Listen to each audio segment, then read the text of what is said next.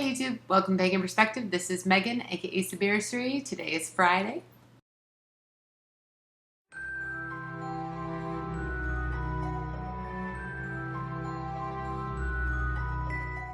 Hi YouTube, welcome to Pagan Perspective. I am Megan, aka Sabirasuri, and today is all about crystals and stones, and I don't use them at all. Haven't really been able to watch the videos this week. So hopefully you got some really amazing stoneworkers. I know Car uses some stones and things like that. So hopefully you got some great information from her. I really just don't use them. I've never really been into crystals. I can definitely feel the energies of a crystal.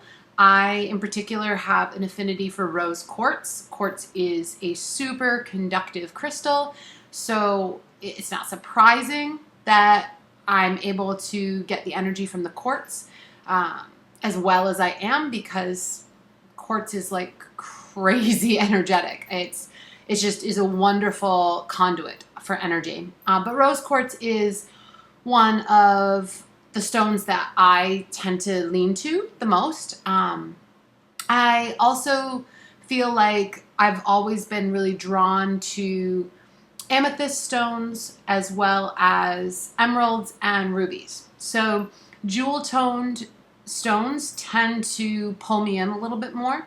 I do really enjoy them. I've never been a huge collector by any means.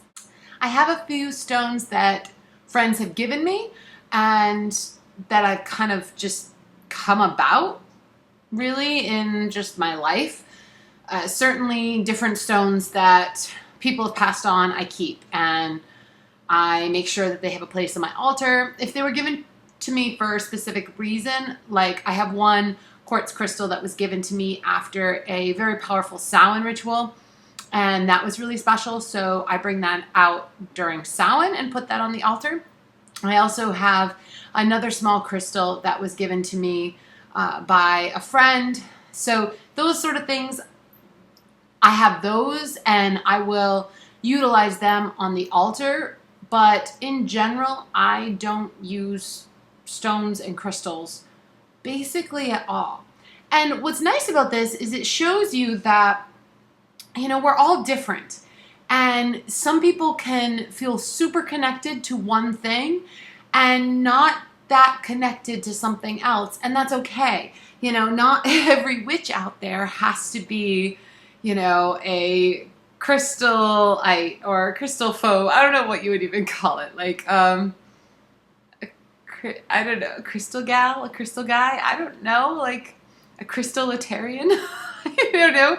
I mean, they just don't have to be really into one thing in order to call themselves a witch. Now, for me, I'm all about herbs.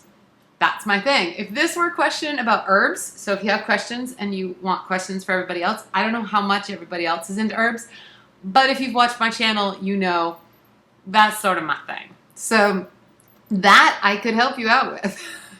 You want to know something about herbs, I'm your gal. But that's my point, is that, in some ways it's sort of like finding a job, right? So when we're little, we're always asked, what do you want to be when you grow up, right? Or at least I was asked that about a gazillion times when I was little. And, it changed. I think early days it was probably a ballerina and, a actress and a princess. And then, as I started to get older, I definitely went through a phase of wanting to be a lawyer. But that was really because everybody else around me said, oh, you should be a lawyer because you like to argue. So I think just any sort of talkative person is going to get that, especially a girl when they're younger. And then what else do I want to be? A marine biologist. I want to be a marine biologist for the longest time. I still love being in the water. It's why I got my scuba diver certification when I was 15, because I was really into marine biology. I really wanted to do that.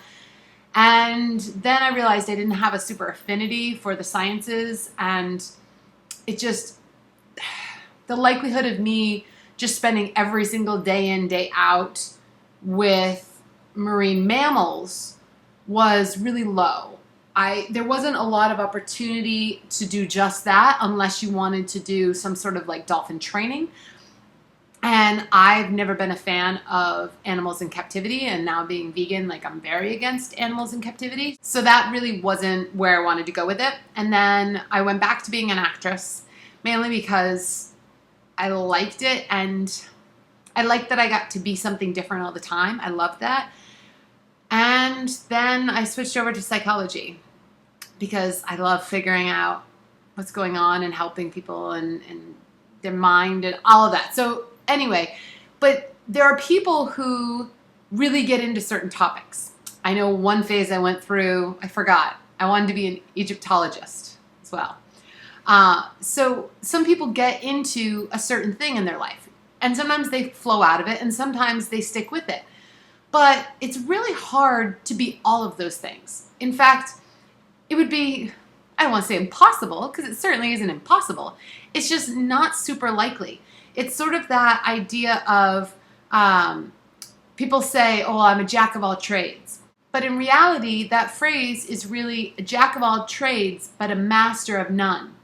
So the idea is that, yes, you can know a little bit about a lot of things, but if you want to be a master at something, you kind of need to let some other things go by the wayside, because it takes so long to be a master. Oh my God, my light just left. Sorry. It's getting a little dark for a second.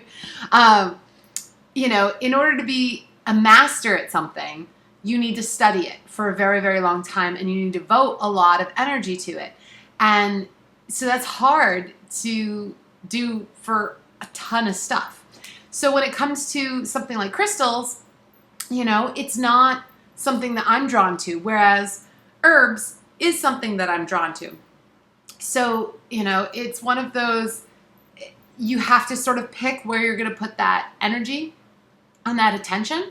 And crystals and stones just were not something that I have ever really been drawn to. So, like I said, rose quartz is probably the closest thing to me that I definitely can feel energy off of. And if I really needed to, if I was feeling super low energy during a ritual, and I needed to have a better conduit than myself to do energy with, I have a rose quartz that I use for that, and I can kind of funnel energy through that if I need to. But in general, I haven't had a ton of instances in which I've ever needed to do that.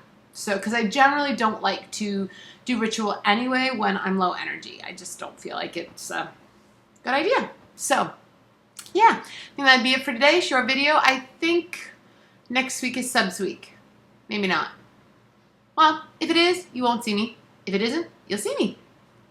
Yeah, and I think that's about it. And if you guys have questions about herbal stuff, go to our discussion forum page here on YouTube, or to the Pagan Perspective blogspot thing, and post questions there. And if you can't find any of those, go to the Facebook page, Pagan Perspective, and ask your questions there.